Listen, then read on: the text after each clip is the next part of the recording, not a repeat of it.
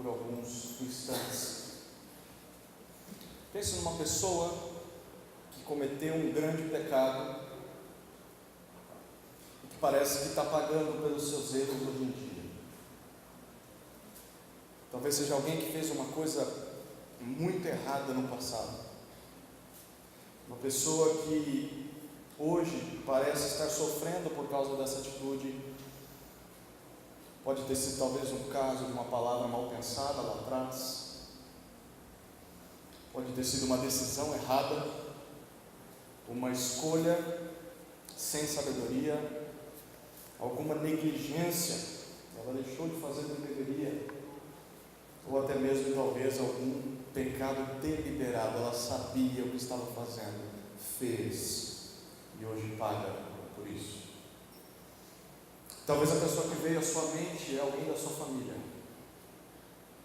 talvez é seu marido, sua esposa, seu filho, seu neto, talvez é um amigo íntimo, talvez uma pessoa que mora perto de você e talvez pode ser até você mesmo.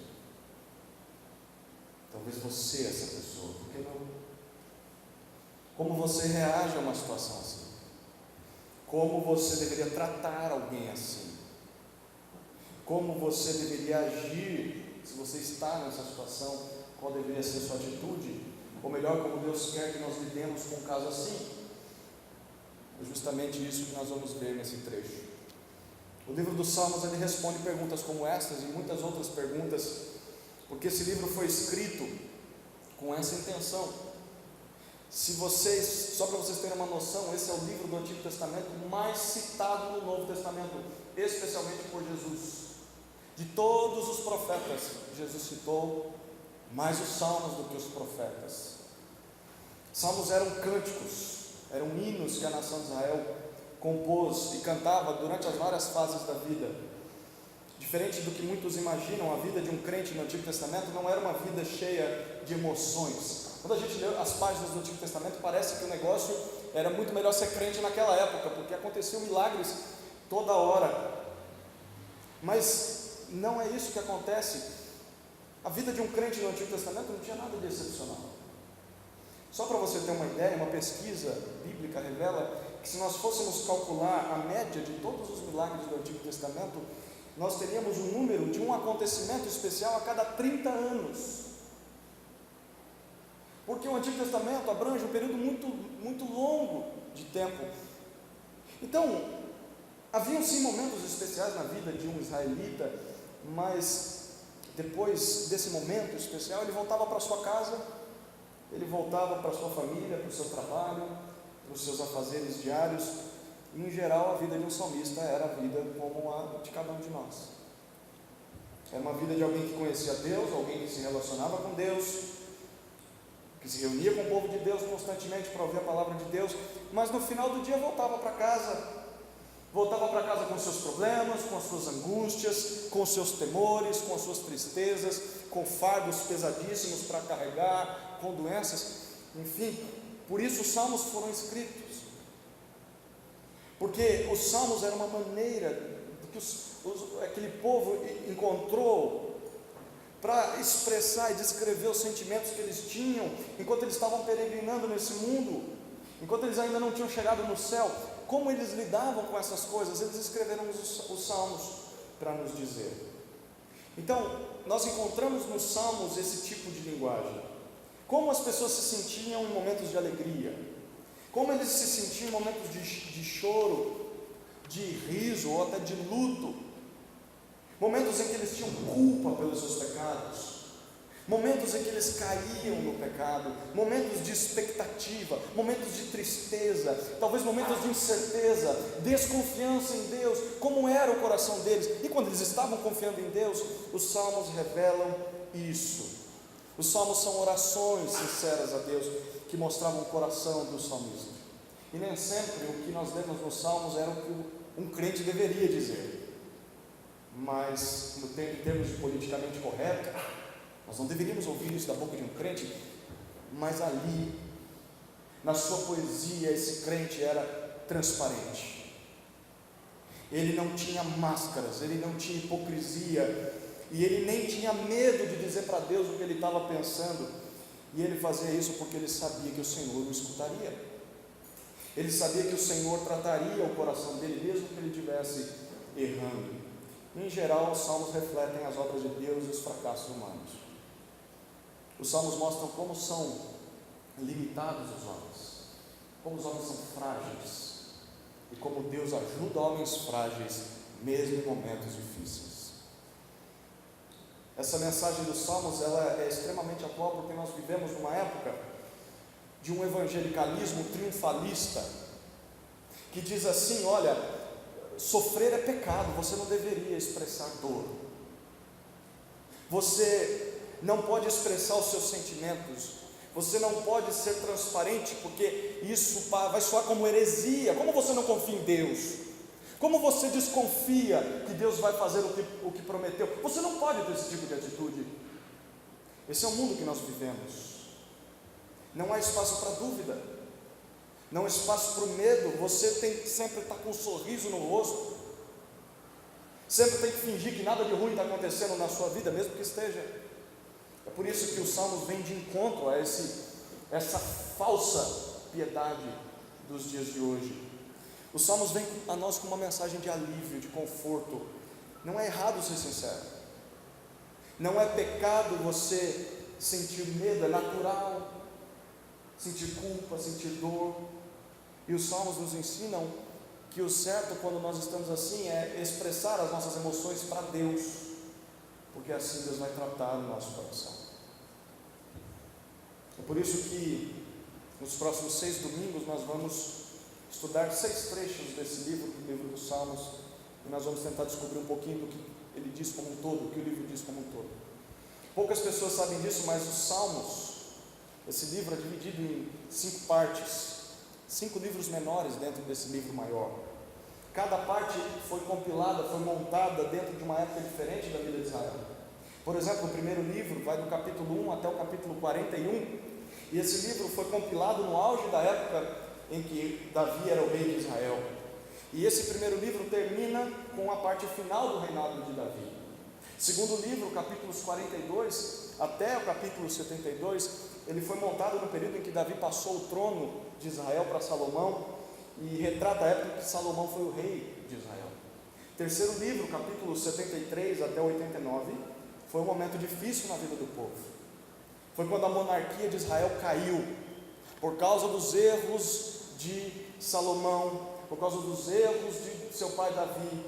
O reino se divide, e o povo está triste, o povo está oprimido, mas ainda tem esperança de que um rei divino vai vir e vai libertar eles desse sofrimento, vai restaurar tudo novamente. O quarto livro, capítulos 90 até 106, foi reunido quando Israel tinha sido dominado pelos babilônios. Por causa do seu pecado, eles foram exilados para a Babilônia. O povo está triste, o povo está oprimido, mas há esperança de que as pessoas vão deixar de abandonar a Deus, vão voltar para Deus, e Ele vai vir salvá-las daquela terra. E aí nós temos o último livro, o quinto livro, capítulos 107 até 150, e esse trecho foi compilado quando o povo retorna para Jerusalém.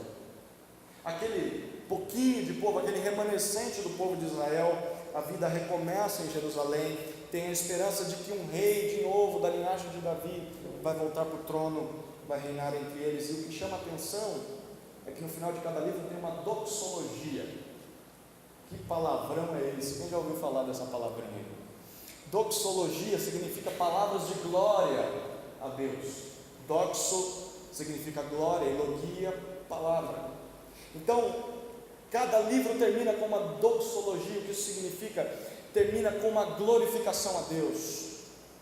Apesar de tudo que o povo vivia, eles terminavam o livro dizendo glória a Deus, porque apesar de tudo, Ele continua sendo Deus, continua cuidando de nós.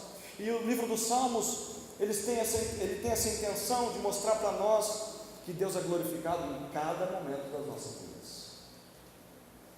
Os trechos que nós vamos estudar são justamente os últimos capítulos de cada livro.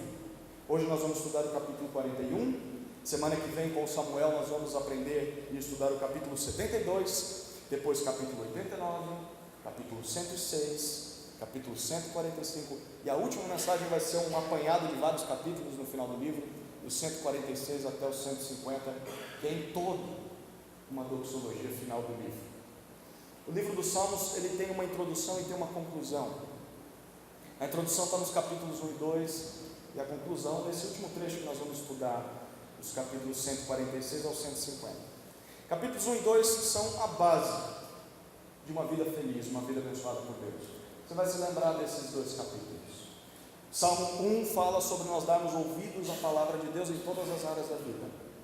Bem-aventurado aquele que não anda no caminho dos ímpios, antes o seu prazer está na lei do Senhor e nela medita dia e noite. Salmo 2 vai dizer que bem-aventurado é aquele que se submete ao Cristo, ao Filho de Deus, ao ungido de Deus. Então, se nós ouvirmos a Bíblia e nós nos submetemos a Cristo, nós vamos ser abençoados por Deus. E aí, o livro dos Salmos mostra como é essa vida abençoada apesar das dificuldades. E no final do livro, nós temos o louvor a Deus na sua plenitude. Todo mundo é chamado a louvar a Deus. É um convite à glória na eternidade. Mas entre esses capítulos tem uma caminhada nessa vida. Há altos e baixos na nossa vida. É isso que os capítulos 3 até 145 do livro dos Salmos nos mostram. Como que alguém que se submete à palavra de Deus, como alguém que se submete a Cristo lida com as coisas da vida. Como que essa pessoa lida com essas situações difíceis até chegar à eternidade. Por isso que o título que nós demos a essa série de estudos no livro dos Salmos é A Caminho da Felicidade. Estamos nesse caminho, mas como é a vida nessa estrada? Se você ouve a palavra de Deus e se você crê em Cristo, Deus quer te ensinar a encarar as diferentes fases, diferentes situações da vida, até que você chegue ao seu destino final, que é o céu. Vamos logo para o nosso texto. Eu vou parar de falar sobre o livro dos Salmos e falar sobre o nosso Salmo 41. Ele se divide em 3 partes. A primeira parte é uma lição, versículos 1 a 3. A segunda parte é um exemplo, versículos 4 a 10. E uma conclusão, terceira parte, versículos 11 a 13. Se você recebeu a folhinha, você tem um esboço na parte de trás das suas letras de música para acompanhar a mensagem.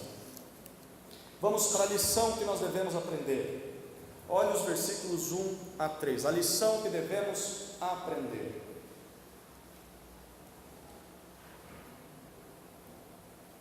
Bem-aventurado é o que dá atenção ao pobre.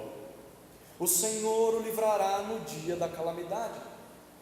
O Senhor lhe dará proteção e preservará sua vida. Ele o fará feliz na terra. Não o entregará à vontade dos seus inimigos. O Senhor o sustentará no leito da enfermidade. Quando estiver doente, tu lhe afofarás a cama. Qual a lição que nós devemos aprender? O subtítulo desse salmo, você percebe, já identifica quem é o autor. O texto diz: ao regente do coro, salmo de Davi. A princípio, então, nós já sabemos quem escreveu o cântico. É o rei Davi. E o que Davi queria nos ensinar com esse salmo? Ele queria ensinar que bem-aventurado, versículo 1, ou feliz de verdade é aquele que dá atenção ao pobre. Dar atenção transmite a ideia de acudir, de se interessar, de cuidar de alguém. E a palavrinha pobre aqui vai muito mais do que alguém que não tem dinheiro ou passa necessidade física. Ele poderia significar também alguém necessitado de várias maneiras, alguém fraco, alguém oprimido, alguém desamparado, que passa por dificuldades, que depende da ajuda de outros. E por que quem ajuda uma pessoa nessa situação é verdadeiramente feliz? Versículo 1 diz: porque o Senhor o livrará no dia da calamidade. Aqui está o alvo de Davi. Feliz é aquele que dá atenção à pessoa que está passando por dias maus, que está passando por miséria, está passando por aflição, porque essa pessoa é feliz, porque Deus vai dar atenção a ela quando ela mesma passar por momentos assim. E Davi explica que o livramento de Deus vai ser esse, versículo 2. Primeiro ele diz: Deus lhe dará proteção. Olha o texto: o Senhor lhe protegerá e lhe preservará a vida. Mas que proteção é essa? O versículo diz: o Senhor fará essa pessoa feliz na terra. E essa felicidade consiste em quê? Em não ser entregue à vontade dos seus inimigos. Aqui está o primeiro modo com que Deus cuida, com que Deus livra aquele que dá atenção ao que sofre. Deus o protege. Essa proteção consiste em Deus não permitir que essa pessoa seja devorada pelos seus inimigos. Segunda maneira que Deus livra, versículo 3, Deus lhe dará provisão. Davi diz: o Senhor o sustentará no leito da enfermidade. A ideia aqui é de quando essa pessoa estiver limitada, quando essa pessoa tiver de deitar em uma cama por causa da sua miséria, seja uma miséria física, seja uma miséria emocional, Deus lhe dará suporte, Deus a assistirá. E essa assistência, ou esse sustento, é explicado, ele diz no versículo 3, quando estiver doente, Deus lhe afofará a cama. Afofar a cama é agir como um enfermeiro. O enfermeiro, o que ele faz? Quando o paciente está com dor, ele abranda a dor do paciente, dando remédio. Ele troca os lençóis do paciente, ele ajeita o leito do paciente. Isso traz alívio para o paciente. E essa é a lição que Davi quer que nós aprendamos. Feliz é aquele que tem misericórdia dos que sofrem, porque Deus terá misericórdia dele quando ele mesmo sofrer. Feliz é aquele que ajuda quem precisa, mesmo no momento difícil, porque Deus vai fazer o mesmo com ele. E só nessas primeiras palavras, duas coisas ficam claras para nós. A primeira é que ajudar os outros não nos livra de sofrermos no futuro. Porque o texto diz: bem-aventurado é aquele que ajuda quem sofre, porque vai ser ajudado quando sofrer. Então ele vai sofrer. A miséria, a calamidade, o mal, a aflição, a dor, não são coisas que a gente só vê nos outros, mas são coisas para nós também. Se nós estamos bem, nós deveríamos nos importar com quem está nessa situação, porque amanhã vamos ser nós que estaremos ali. Ao invés de ficar distante, ao invés de apontar o dedo, ficar julgando sem informações do que aconteceu, tratando com aspereza, feliz é aquele que serve de auxílio a quem sofre.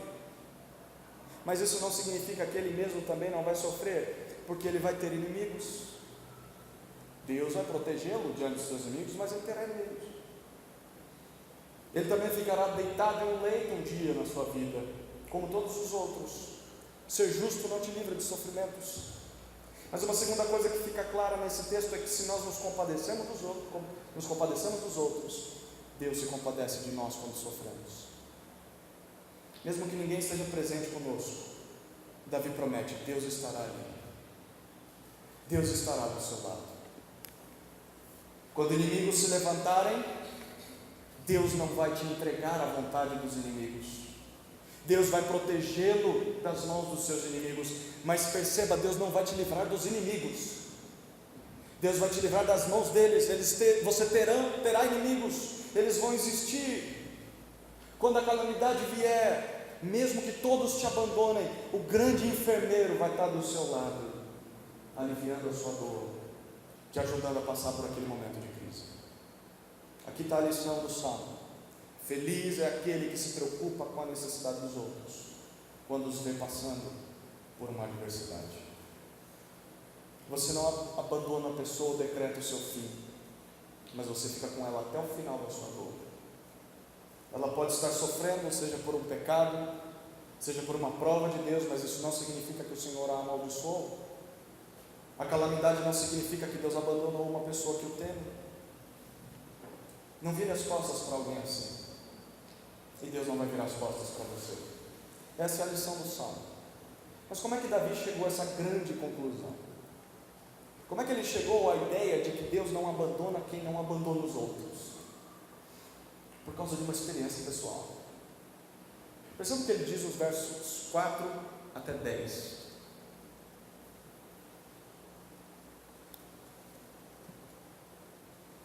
Eu disse: Senhor, compadece-te de mim, cura-me, pois pequei contra ti. Meus inimigos falam mal de mim, dizendo: quando ele morrerá? E seu nome será extinto.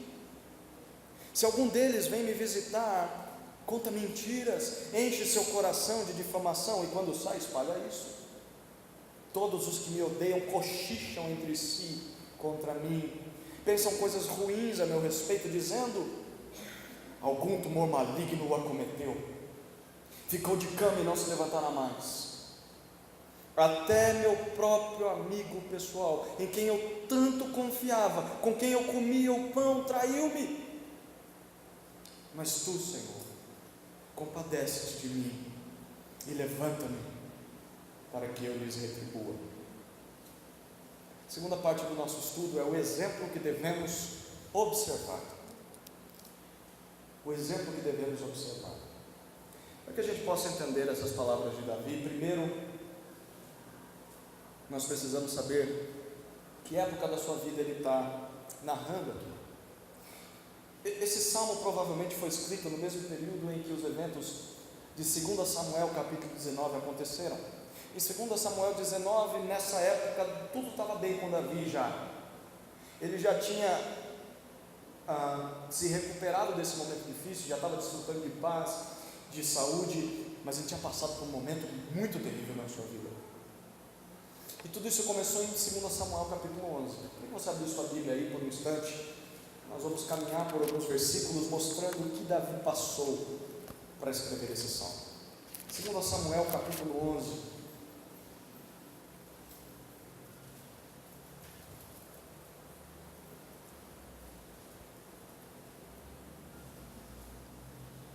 Eu vou dar um resumo do trecho e talvez uma hora ou outra a gente vai abrir um versículo, mas eu quero que você acompanhe comigo.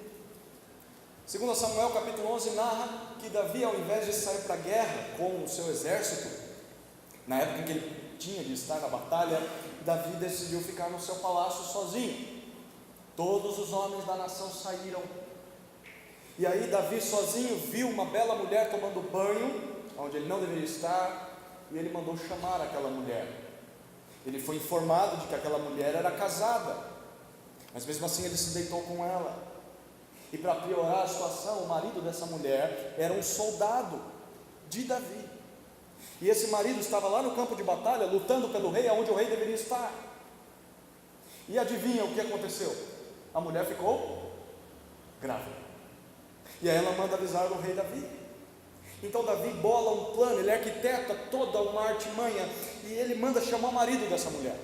O marido dessa mulher chamava Urias, e a intenção dele é que ele saia do campo de batalha, volte para casa, se deite com sua esposa, para que o filho seja considerado de Urias e ninguém descubra. Só que Urias, ele é tão fiel ao rei, tão fiel à nação de Israel, que ele diz: eu não vou voltar para casa, enquanto os meus compatriotas estão sofrendo no campo de batalha, eu vou voltar para o campo de batalha. Então Davi o manda de volta com uma carta nas mãos para ser entregue pelo seu comandante. Ele não abre essa carta. Essa carta dizia: coloque Urias na frente do campo de batalha, numa emboscada, para que ele morra ao fio da espada do inimigo. E isso acontece. Urias é morto pela ordem do rei Davi. E aí Davi esperou a esposa se recuperar do luto, e ele convidou essa mulher para se casar com ele e morar no palácio. Perceba, Davi não só cometeu adultério, como mentiu e orquestrou o assassinato de um homem inocente. Nem parece o Davi que nós conhecemos, né? 1 ano se passou, nada aconteceu. Davi se casou com aquela mulher era Batseba. A criança nasceu e era um menino muito bonito, e a vida seguiu em frente. Mas Deus viu tudo isso, e Deus não deixou isso barato. O Senhor enviou, e agora eu estou no capítulo 12, o Senhor enviou um profeta a Davi, enviou Natã, para confrontar Davi contra os seus pecados. Só que dessa vez, Davi, diferente desse 1 ano que se passou, Davi não dissimulou, Davi não endureceu seu coração, mas ele se arrependeu de tudo que havia feito. Perceba o versículo 13 do capítulo 12, Davi diz assim: pequei contra o Senhor. E Natã responde para ele: também o Senhor perdoou o teu pecado, Davi, por isso você não vai morrer. porque a condenação para o adultério, para um assassinato naquela época era a morte. Mas Deus diz: olha, eu não vou matar você, Davi, eu perdoo o seu pecado, mas o seu pecado não vai ficar impune, Davi. E Deus promete que a criança que nasceu desse adultério vai morrer. Mas não só isso, algo muito terrível iria acontecer dentro da sua própria casa. Olha os versículos 10 e 11, alguns versículos atrás. Natã estava falando com Davi, ele disse: agora a espada, por causa disso que você fez, Davi, a espada jamais se afastará da tua família, porque me desprezaste e tomaste para ti a mulher de Urias, o heteu. Assim diz o Senhor: da tua própria família trarei o mal sobre ti. Tomarei tuas mulheres perante os teus olhos e as darei a teu próximo, e ele se deitará com tuas mulheres à luz do dia. Aquilo que você fez com Urias, eu vou fazer com você. E o traidor vai sair da sua própria família. Você sempre terá espada dentro do seu lar, irmão contra irmão, pessoas se voltando umas contra as outras. Você vai perder as suas mulheres, você vai perder a sua coroa, você vai perder o seu trono para um traidor do seu próprio sangue. E essa notícia abalou muito Davi. Tanto que depois que seu filho morre, passa o luto, ele vai para o campo de batalha, ele volta para Jerusalém. No capítulo 13, Davi se tranca nos seus aposentos. Enquanto Davi amargava a tristeza das futuras consequências do seu pecado, algo terrível acontece na sua casa.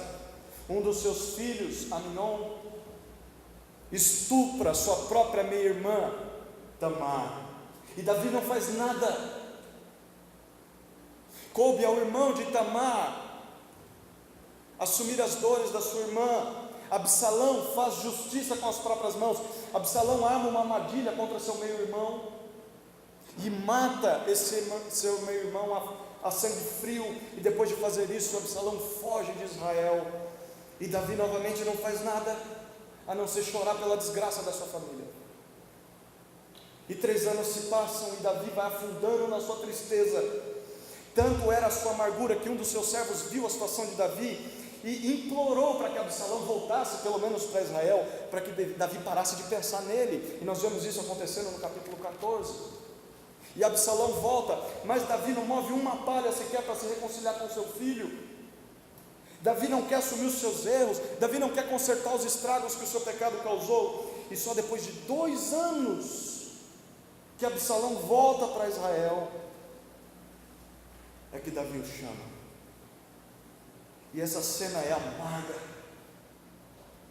Absalão entra pelas portas do palácio e Davi, sentado no seu trono, apenas vê o seu filho ajoelhando. Davi não diz uma só palavra para ele. Davi se levanta, o beija, o abraça, chora, mas não diz nada. Davi não pede perdão, Davi não quer consertar o que fez, Davi não quer ouvir o seu filho. E Absalão sai louco da vida do palácio, ele sai revoltado com o pai que tem. E no capítulo 15, Absalão começa a reunir um exército para si. Absalão começa a dizer para o povo: olha, Davi não faz nada para vocês, Davi é um mau rei, ele está trancado lá no seu palácio, ele se esqueceu de vocês. Quem me dera ser o rei de vocês, porque se eu fosse o rei de vocês, eu ia ajudar vocês, porque o rei de vocês fica trancado o tempo todo. Perceba no versículo 6 do capítulo 15, o texto diz assim, 15, versículo 6: assim Absalão fazia com todo israelita que vinha ao rei pedir justiça. Desse modo Absalão conquistou o coração do povo de Israel. Sabe quantos anos se passaram e Absalão ficou fazendo isso e Davi não fez nada? 4 anos. E Davi, sabendo, não fez nada de novo. E Absalão então teve tempo para provocar uma conspiração contra o seu pai, para tomar o seu trono à força. E perceba o versículo 14 do capítulo 15. Com isso Davi disse a todos os seus servos que estavam com ele em Jerusalém: levantai-vos e fujamos, ou então não poderemos escapar de Absalão.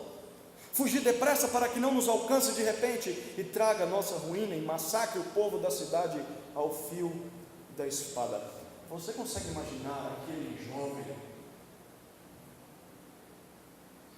que derrubou um gigante com algumas pedrinhas, aquele homem destemido que vencia batalhas em nome de Deus, aquele homem que servia a Deus, aquele homem que era um exemplo para o povo, covarde, um rei valente, desistindo de lutar. O rei Davi vai desistir de lutar, o rei Davi vai fugir, ele vai entregar o seu trono para o seu filho traidor assim de graça, ele não vai fazer nada. Enquanto Davi está saindo da cidade como um derrotado, o povo está chorando. Aonde foi parar o nosso rei? Que homem Davi se tornou? Enquanto ele está saindo, uma notícia terrível chega aos seus ouvidos. Alguém diz: Aitofel, aquele que é o seu conselheiro, Davi, Aitofel te traiu. Aitofel saiu do nosso bando, ele foi até Absalão, e ele está passando todos os planos seus para Absalão. Ele é um traidor. Aitofel era o homem de confiança de Davi. Tudo que Davi fazia, ele consultava esse homem primeiro. Sabe quem era Aitofel? Aitofel era avô de Batseba. Sabe aquela mulher com quem Davi adulterou? Quando Batseba veio morar no palácio, Aitofel veio também. Provavelmente esse homem passou todos esses anos amargurado com o que Davi tinha feito, amargurado com o que Davi tinha feito à sua neta, com o mal que ele trouxe para a sua família. E quando esse homem teve a oportunidade de dar o troco, então ele agiu e traiu Davi. Foi nesse momento que Davi experimentou as palavras que ele descreve no Salmo 41. Muda o sentido, não muda? Vamos voltar para o Salmo 41 agora. Vamos ver o que Davi está dizendo.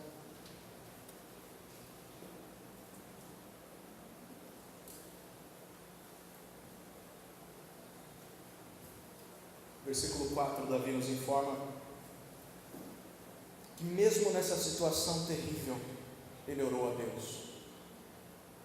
E ele orou dizendo: Senhor, compadece-te de mim. Por favor, Senhor, tenha misericórdia da minha vida. Senhor, me cura. Senhor, sara a minha ferida. Porque eu sei que eu pequei contra Ti. Eu sei que o meu problema, Deus, não é físico. Eu sei que o meu problema é espiritual. Eu sei que errei. Eu sei que eu perdi o rumo. Eu sei que eu fiz o que eu não deveria ter feito. E eu te peço perdão. Por favor, me perdoa. Eu estou arrependido, Senhor. Mesmo já tendo se arrependido do que ele fez e já ter pedido perdão, no versículo 5, Davi se viu numa situação desesperadora. Por isso o pedido de compaixão. Olha o que ele diz no versículo 5: Senhor, meus inimigos falam mal de mim, e eles se questionam: quando é que eu vou morrer de vez? Esses homens perguntavam: quando que esse miserável vai morrer?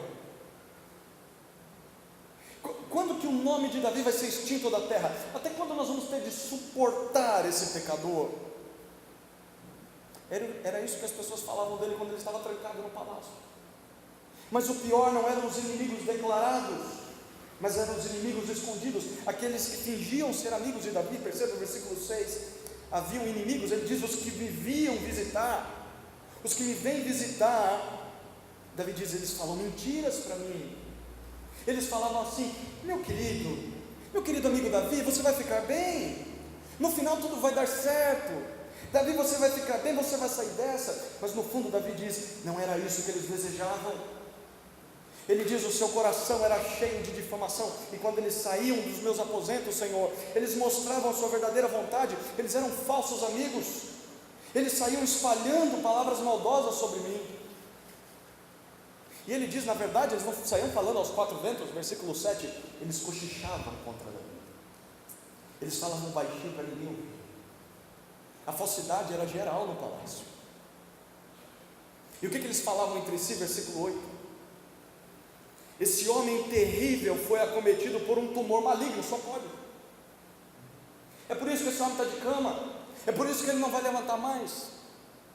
A ideia deles era que eles pensavam que Davi era tão perverso.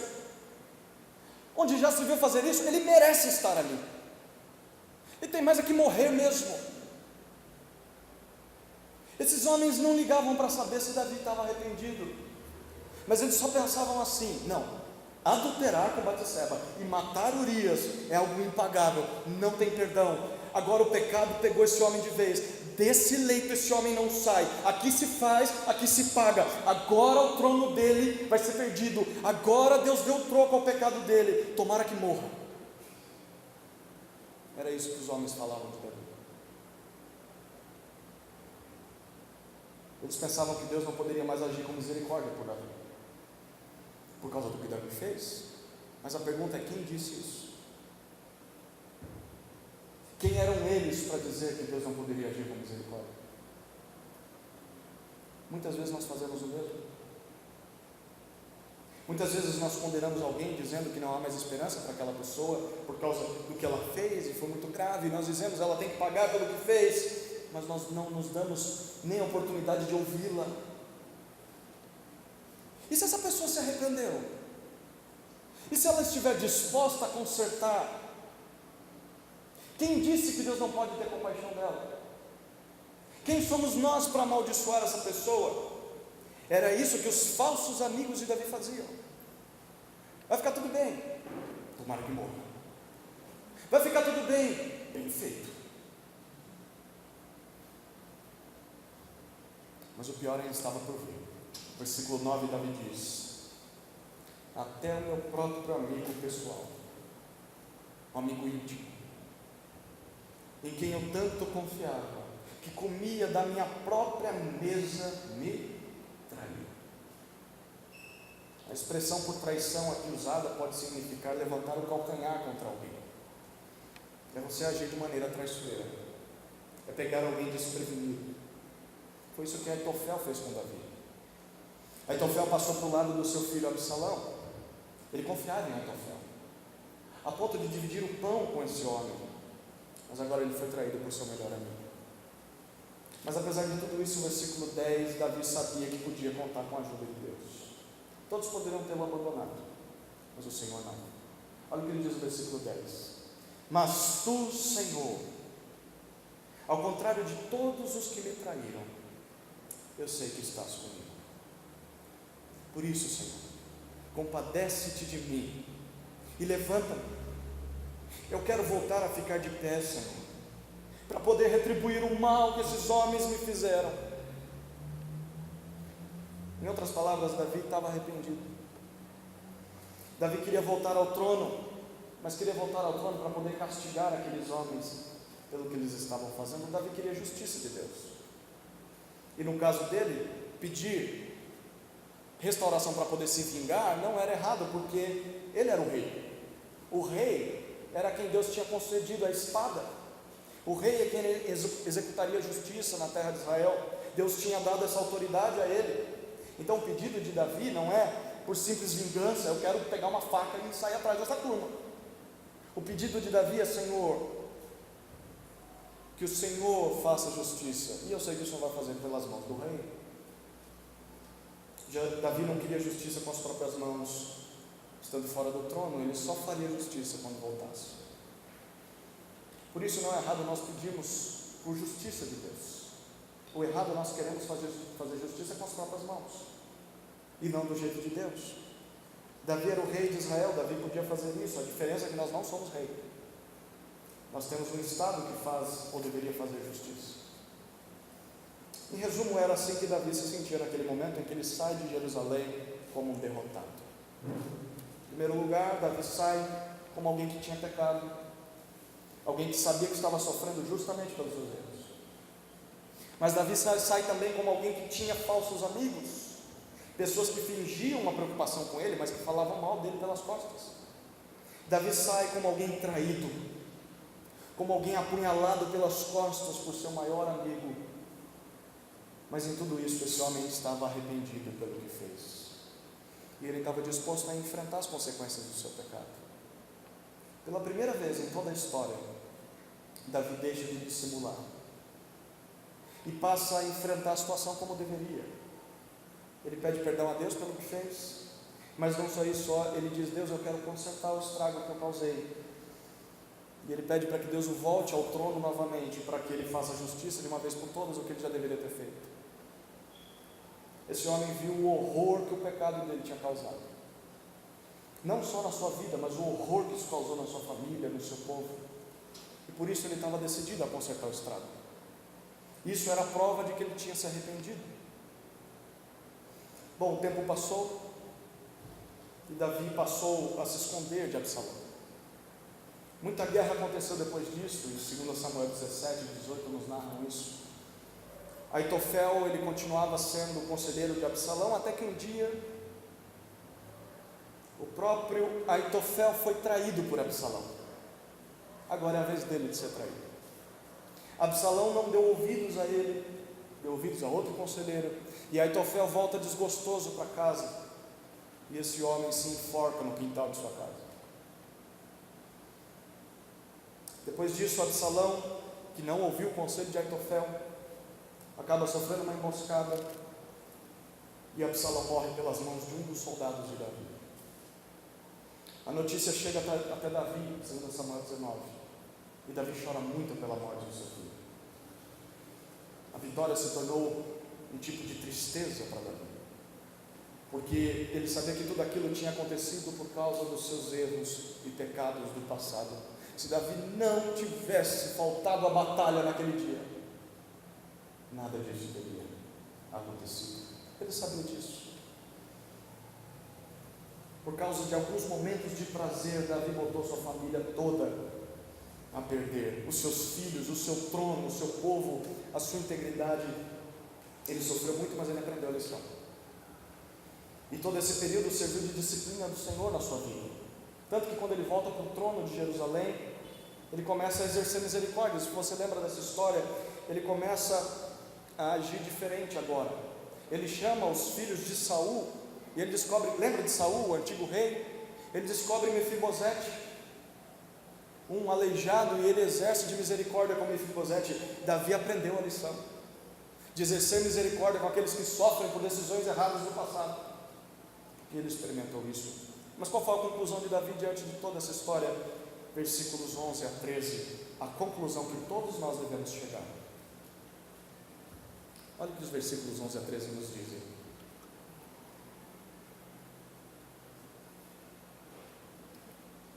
Sei que te agradas de mim por causa disso. Meu inimigo não triunfa contra mim. Quanto a mim, tu me sustentas na minha integridade e me colocas para sempre na tua presença. Bendito seja o Senhor Deus de Israel, de eternidade a eternidade. Amém e amém. Qual a conclusão a que todos nós devemos chegar? Os versículos 11 e 12, Davi expressa o que ele aprendeu com todo esse sofrimento por anos da sua vida. Ele diz: Deus teve compaixão de mim. E como ele sabia que Deus teve compaixão dele, perceba, primeira razão, versículo 11, ele diz: meu inimigo não prevaleceu contra mim. Nem Aitofel, nem Absalão, nem os falsos amigos conseguiram êxito na sua revolta contra Davi. Por isso que ele diz: olha, eu sei, Deus, que o Senhor se agrada de mim, porque os meus inimigos não venceram. Deus tem compaixão de mim. Segunda razão, versículo 12, Davi foi sustentado a continuar vivendo em retidão. Olha o que ele diz no versículo 12. Davi chegou quase ao ponto de abandonar sua fé. Lembra da história dele? O reino de Davi, a vida de Davi, escaparam por um fio de cabelo. Foi por isso aqui que Davi não abandonou a fé. Mas o pior seria ter acontecido isso. Mas Davi reconhece que Deus não permitiu isso. E o versículo 12 diz: eu sei, Senhor, que o Senhor me sustenta na minha integridade. Senhor, eu sei que eu continuei crente, não foi pelas minhas forças não, porque eu estava derrotado.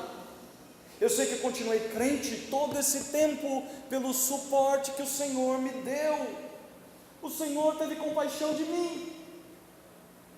E a terceira razão de que ele sabe disso, o versículo 12 termina: o Senhor foi fiel à promessa que o Senhor me deu. Porque Davi diz: olha, Deus, o Senhor me coloca para sempre na sua presença. Deus tinha prometido a Davi que ele seria rei até o final da sua vida, e que depois de morrer um dos seus filhos sempre assumiria o trono de Israel. A até que viesse o Rei dos Reis, que reinaria para todo sempre no mundo.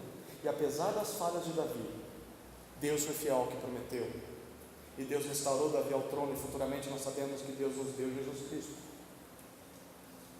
Por essa causa Davi diz no verso 13: bendito seja o Senhor, Deus de Israel, de eternidade a eternidade. Glórias sejam dadas a Ele por tudo que me fez. Eu merecia a morte, mas Deus me perdoou. Eu merecia ter perdido tudo, mas Deus me restaurou ao trono. Eu merecia ter sido amaldiçoado, mas Deus foi misericordioso comigo. Por isso a minha vida a partir de agora vai ser para a glória de Deus. E que todos digam comigo, amém e amém. É isso que Davi diz. Alguém que foi alvo do livramento de Deus, mesmo quando merecia ter sido destruído, não vai ter outra reação a não ser a mesma de Davi. É por isso que Davi disse no versículo 1: feliz é aquele que é ajudado por Deus na sua calamidade, porque foi isso que ele experimentou nesse momento da sua vida. Apesar do seu pecado, apesar do abandono de todos, apesar das consequências ruins que atingiram a vida de Davi, ele sentiu o Senhor ali do lado, afofando o seu leito, como quem dizia no seu ouvido: Davi, seu pecado vai ter de doer, você vai ter que chorar, você vai ter que enfrentar as consequências, mas eu vou cuidar de você até que a ferida saia. Foi isso que Davi aprendeu. Eu quero terminar destacando algumas lições que nós podemos aprender com esse salmo. A primeira lição: para você que talvez conheça alguém que sofre, se você conhece alguém que sofre, cuidado ao julgá-lo precipitadamente. Cuidado. Esse salmo nos ensina a darmos atenção aos necessitados. Em momentos de angústia, em momentos de sofrimento, o que as pessoas menos precisam é de falsos amigos. O que elas menos precisam é pessoas que fazem visitas a elas, que falam palavras bonitas a elas, que querem que elas se recuperem, mas pelas costas detonam sua vida. Bem-aventurado, segundo Davi, não é aquele que sai dizendo: bem feito, tem de morrer mesmo, agora é a hora de pagar, dessa vez não sai, não vai se livrar dessa. Mas pessoalmente fica falando: Deus te abençoe, vou orar para Deus te curar. Davi diz: não, bem-aventurado segundo Deus é quem não tira conclusões precipitadas e definitivas de uma pessoa que está sofrendo. Bem-aventurado é aquele que dá atenção ao pobre, a pessoa que está na calamidade. Bem-aventurado é aquele que senta com ela, é aquele que conversa com ela, é aquele que ouve essa pessoa, que quer saber o que aconteceu, e talvez essa pessoa esteja arrependida, talvez essa pessoa esteja disposta a consertar, mas muitas vezes nós amaldiçoamos sem ouvir. Muitas vezes nós condenamos alguém sem ao menos dar a essa pessoa a oportunidade de se explicar. Se Davi tivesse sido ouvido, os seus falsos amigos teriam visto o arrependimento dele. Ninguém deu atenção a isso. Talvez você não seja alguém que está sendo castigado por algum erro do passado, mas pode ser alguém que tem sido um falso amigo para pessoas que erraram. O nosso papel não deveria ser simplesmente apontar o dedo, mas visitar, sentar ao lado, sondar o coração. E se essa pessoa estiver arrependida? E se ela estiver disposta a consertar o que ela causou? Se isso estiver acontecendo, então você está servindo só para aumentar a sua dor. Você está sendo um Aitofel. Você está sendo um traidor. Nessa conversa, ouça a pessoa, seja sincero com ela. Talvez a sua visão dela mude. Talvez você perceba que de fato ela não está arrependida, mas em todo caso você tentou saber, não tirou conclusões precipitadas. Tenha misericórdia de quem sofre, bem-aventurado é aquele que dá atenção ao pobre. Segunda lição: se você é alguém que sofre por seus pecados, agora você não vê alguém sofrendo, você é quem está sofrendo. Arrependa-se e console-se com o cuidado de Deus. Se você está numa situação parecida com a de Davi, talvez de pecado, de abandono das pessoas, de traição, de consequências de más decisões, lembre-se de que se você teme a Deus, Ele vai te curar. Mas para te curar, Ele teve que fazer essa ferida. O pecado vai ter de doer. E talvez ele já esteja doendo. Mas Deus vai estar o tempo todo com você dizendo: eu estou aqui para te ajudar a sarar. Se você colhe consequências amargas de erros do passado, espera a salvação de Deus, não desanime. Esse choro é um choro bom para o seu caráter. Por meio desse choro, Deus está te ensinando a não errar mais. Mas para isso você precisa agir como Davi agiu. Você precisa clamar por perdão e precisa estar disposto a consertar as coisas. Talvez essa é a hora de você procurar aquele seu familiar e pedir perdão pelo que você fez a ele. Talvez essa é a hora de você assumir os seus erros na sua família. Talvez essa é a hora de você começar a arcar com os seus erros, de você bater no peito e dizer: eu fui o culpado da situação que meu lar chegou, e a partir de agora eu quero consertar. Talvez esse é o momento. Você também precisa olhar para o cuidado de Deus em tudo que Deus tem feito com você. Apesar do que você tem sofrido, você pode perceber que se você ainda está vivo, é porque Deus está te preservando dos seus inimigos. Olhe para o lado, mesmo que todos tenham te abandonado, e perceba que o Senhor está continuando afofando o seu leito. Ouça a voz de Deus e não desista nesse momento. Lembre-se de que um dia a sua lágrima vai ser enxugada, seja nessa terra, seja no céu. Terceira lição é para você que talvez, como Aitofel, guarda mágoas de alguém. Se você faz isso, desista. Desista dos seus planos de se vingar. Aitofel sofreu muito com o que aconteceu com a sua neta. A neta de Aitofel foi tratada injustamente, e talvez você também tenha sido tratado injustamente. Mas Aitofel errou quando ele passou o tempo dele arquitetando um plano para se vingar de Davi. No final das contas, Aitofel se tornou um traidor, mesmo buscando justiça. Esse homem mentiu para Davi, esse homem pecou contra Deus, esse homem guardou uma mágoa que perdurou por anos, que destruiu a sua vida e acabou morrendo como um traidor e um suicida. Foi isso que a vingança trouxe a Aitofel. Valeu a pena se vingar de Davi? Sim ou não? Não valeu.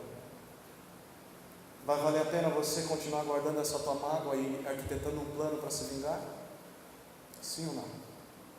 Não. Você não é capaz de fazer a justiça de Deus. Por isso, perdoe aquele que te fez mal. Desista da vingança das suas próprias mãos. Você pode até conseguir fazer o que você planeja, mas para Deus, no máximo que você vai conseguir não é justiça, mas é ser igual a essa pessoa que te lesou, porque você também vai se tornar como ela. Quarta e última lição: se você foi liberto por Deus de um castigo merecido, como Davi, dedique-se a glorificá-lo com a sua vida. A disciplina de Deus serviu para manter Davi no caminho, e talvez a disciplina de Deus te serviu para manter você no caminho. No final das contas, tudo dependeu de Deus e nada de você. Não fosse Deus, você já teria afundado na lama dos seus pecados. Não fosse Deus, você nunca teria desejado a integridade. Não fosse Deus, você nunca teria sido restaurado à presença dEle. Então não caia novamente, que a sua vida seja usada para glorificar a Deus e convidar outras pessoas a fazer o mesmo. Talvez a sua vida a partir de agora deve ser de anunciar a todos: bendito seja o Senhor, porque o Senhor nos ajuda em nossa miséria. Eu experimentei isso, eu sei como é, por isso bem-aventurado é quem faz o mesmo com os outros. Quando as pessoas sofrem pelas mesmas coisas, glória a Deus por isso.